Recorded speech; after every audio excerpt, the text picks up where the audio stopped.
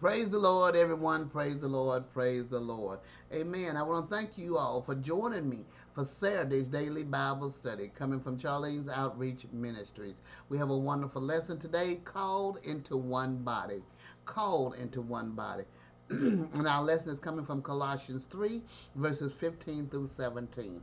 Amen. As always, we have a great and powerful lesson. We're going to get ready and get started. But first, I want to ask if anything is said touches your heart, soul, or spirit. If you have any questions or comments, please feel free to jot them at the bottom of below. And I do appreciate them very much as you do join in with me as we study and meditate on the word of the Lord. I also would like to ask if you would subscribe to my channel that we together may continue to meditate and study the word of the Lord. Amen. We're going to have prayer, then we're going to move right into the lesson. Dear God in heaven, we thank you. We thank you, Father, for another day. We thank you for watching over us throughout this week. We thank you for making a way out of no way. We thank you for leading us and guiding us in your true path of righteousness. We thank you, Heavenly Father, for your Holy Spirit that resides in each of us, that has accepted your Son as our Lord and Savior, that gives us the unction to do that which is good and right in your sight.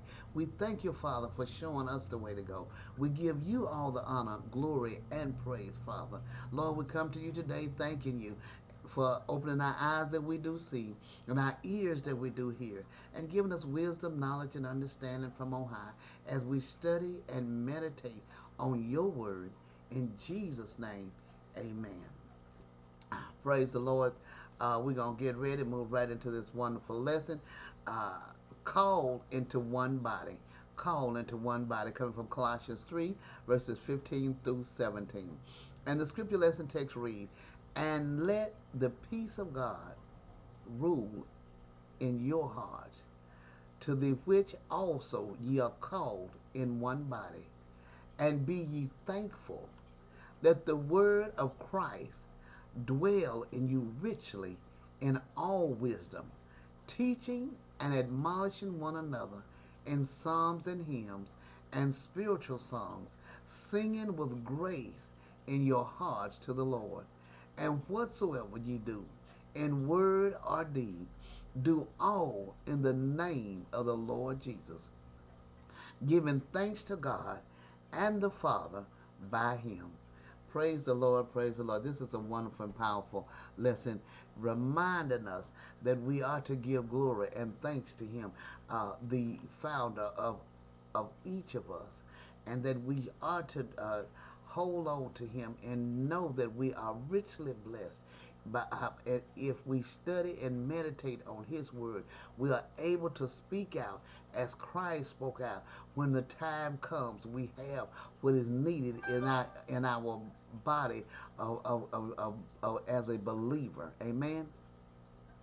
Commentary says the peace of God should act as an umpire in our hearts. If in anything we are in doubt, we should ask ourselves the questions: does it make for peace?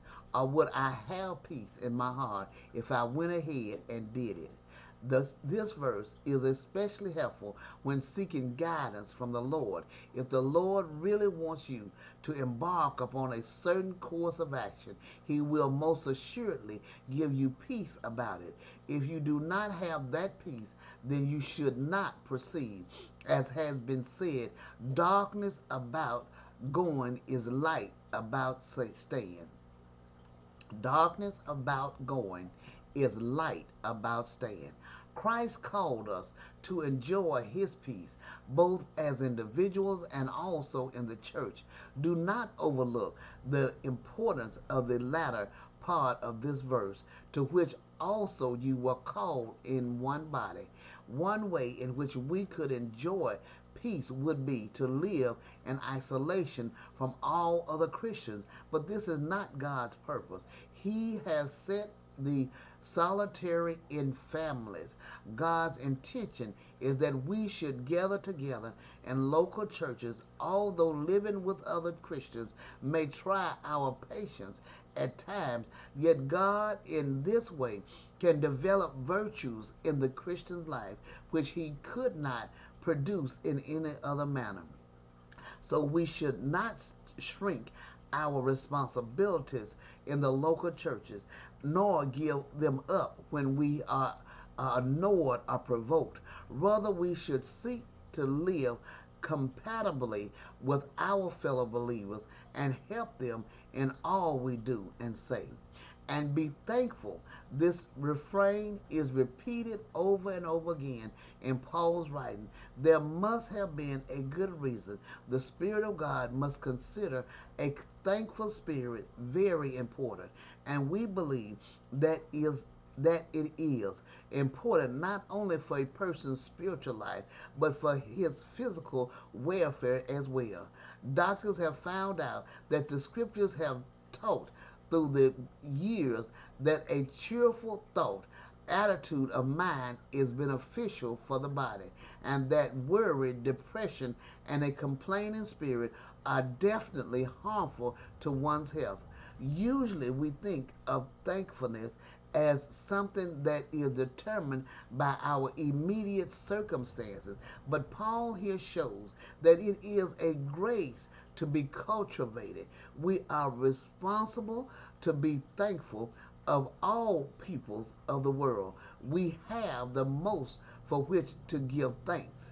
Compare Deuteronomy 33 and 29. The fault is not in any lack of subject matter, but only in our selfish hearts. There is disagreement as to how verse 16 should be punctuated. There was no punctuation in the original language of the New Testament, and the meaning of such a verse is this largely determined by the punctuation marks that are used. We suggest the following: let the word of Christ dwell in you richly in all wisdom, teaching and admonishing one another in psalms, hymns, and spiritual songs, singing with grace in your hearts to the Lord. As we study and meditate on his word, we are to know that in verse 17 it says, is an all inclusive rule by which to judge our conduct as Christian. Young people today especially have a difficult time deciding whether certain things are right or wrong. This verse, committed to memory, can prove to be the key for unlocking many of these problems. The great test should be: can I do this in the name of the Lord Jesus Christ? Would this be to his glory? Could I expect his blessing to rest on it? Would I want to be doing it when he comes back again? Notice that this test should apply to the words we speak and to the deeds we do. Obedience to this command enables all of life. It is a precious secret when the Christian learns to do all as to the Lord and for his glory. Once again, the apostle adds the word, giving thanks to God the Father through him. Thanks, thanks, and thanks again.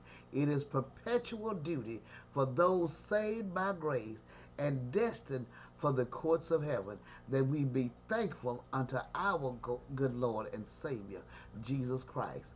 Amen, amen. I pray you meditate on this lesson and have a wonderful and blessed day. God bless you.